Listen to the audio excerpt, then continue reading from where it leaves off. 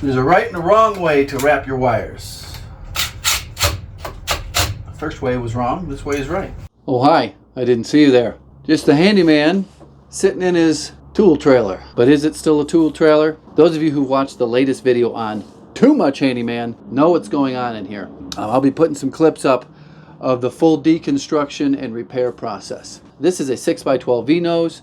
For the last 15 years, I have been working out of this trailer to remodel and repair houses. Even dabbled with some restaurant repairs in the old days. I will still be using it for my business, my home improvement business. What I'm going to be working on today is how to get this powered up with electricity. I like to be able to charge all my tools. I have some plug-in power tools. I want to be able to run those. There's been many times where I'm at a customer's house, their GFI outlets on the exterior of their house or their garage are popped, and the reset is in like a master bathroom, and there's some woman in there getting ready. I'm going to take you through the process of how I get this place energized to a full off-grid, high-powered tool trailer, and it will also be functional for some other things. The components for this build out have been provided by Renogy. They're a well-known brand in the solar off-grid space. The main components of an off-grid system are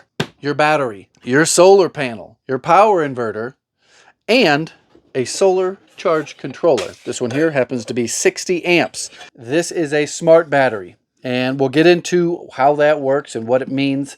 It does connect to a phone app. This here has a Bluetooth module that will connect to the phone app so you can monitor everything, how much energy you're using, how much energy you're putting in, and the state of charge of the battery. I'm hoping that because this is a smart battery, I don't have to install a shunt and a separate battery monitor to keep track of my consumption. So these are all the components that I purchased to get all this installed. These here are the brackets that are going to mount the solar panel to the metal cross members of the roof of the tool trailer. I'll be putting links for all this stuff down in the description if you want to check out the pricing or if you want to build one yourself. This here is something that's unique. This here is basically my shore power. But I'm not going to have an RV cable. I'll be able to plug an extension cord right into here. This side, we're going to have some 12-2 go right into this. This is called an inverter charger. Not only does it convert 12 volts to 110, it charges this battery. This here is how we get the solar wires from the roof inside. We've got a 200 amp fuse right here. This goes right on the positive terminal of the battery. And we have battery cables. I'm just making up some solar panel cables. Pretty easy. I got this kit here. Putting MC4 connectors on black and red. The wires on the Renogy solar panel are both black, but they're labeled positive and negative.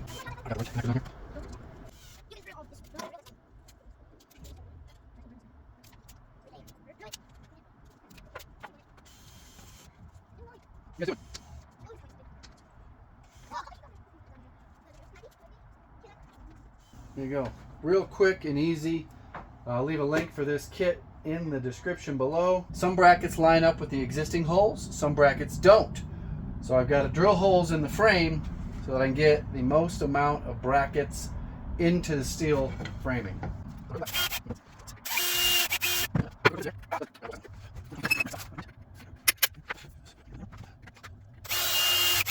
So I'm mocking things up here. We go over what I got working right now. This is going to be my shore power in. I will be disconnecting this and mounting this in the front of the tool trailer so I can just plug right in there. Here we have a receptacle.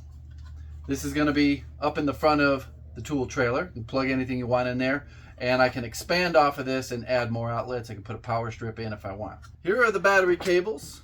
They are not hooked up to the battery yet. We're going to wait on that. Fire in the hole. There we go. Just going through the manual to set the battery chemistry. All the components passed my test in the workshop, and I am now installing them out here in the tool trailer. The solar panels just placed up on the roof. Got the hole cut, the gland put in place. These are our solar wires right here coming down. I'm going to do a quick and efficient installation. I want to take advantage of the sun that I have today because I want to test out these new Shadow Flux solar panels. Got to crimp some connectors on. I've got this tool here. It's pretty heavy duty. I kind of like it. I'll put a link down in the description.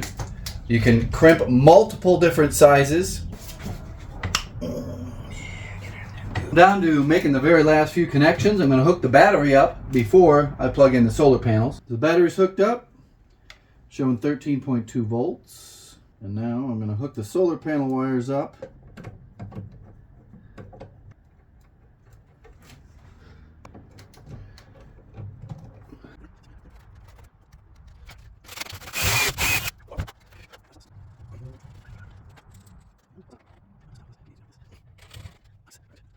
This one in, and this one.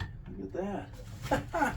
This one says 13.3 volts. USB-C, regular USB, and a cigarette lighter adapter. This one here I'll use to power my refrigerator freezer. And this one here can obviously be used to charge up cell phones.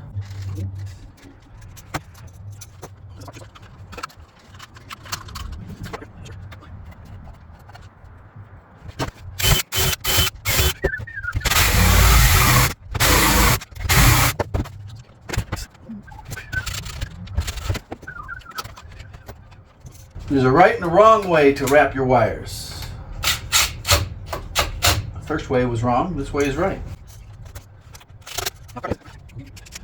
So these screws on these receptacles, you use your Phillips, they don't snug down very good.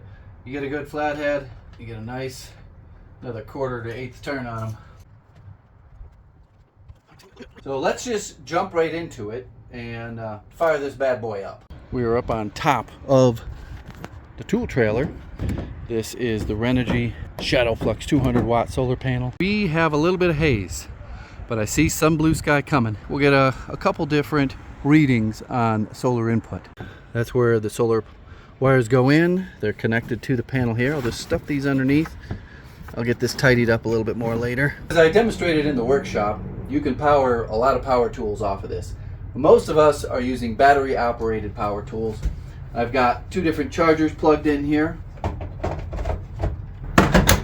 Obviously this needs to be reorganized, and I'd probably get a different set of chargers so I can have an entire bank of batteries being charged at the same time and fastened down. As of right now, we've got our batteries charging. Our refrigerator is down to, or it's actually a freezer now, it's down to 25 degrees. Now for the latest addition to the tool trailer, you may recognize what this is.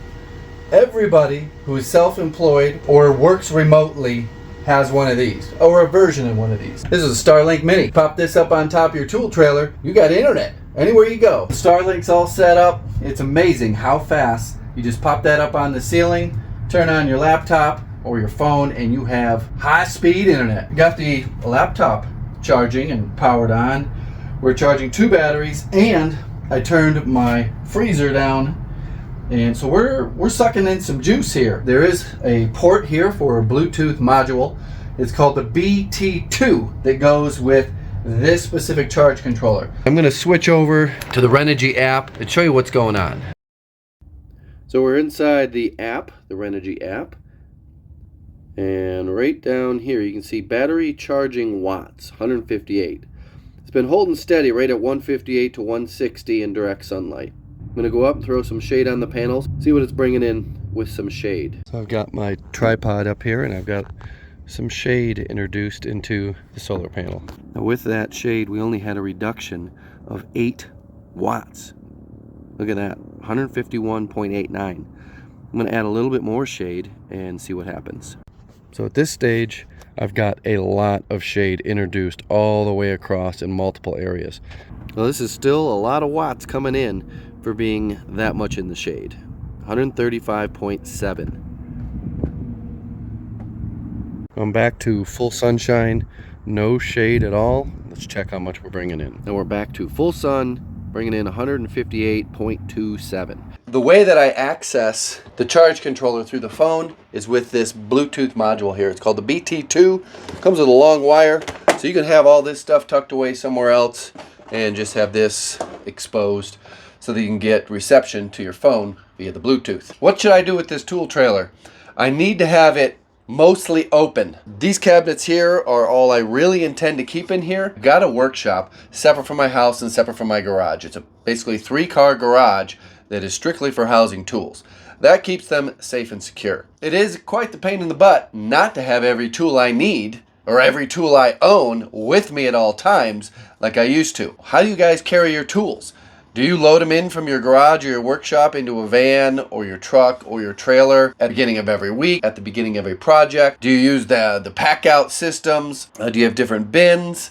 Or do you have a fully built out tool trailer like I used to have? I'll leave links for all the Renogy components as well as everything I use to install the solar system down in the description. Now, if you've got questions, hit me up on Patreon. That'll be linked in the description as well. Thanks for watching.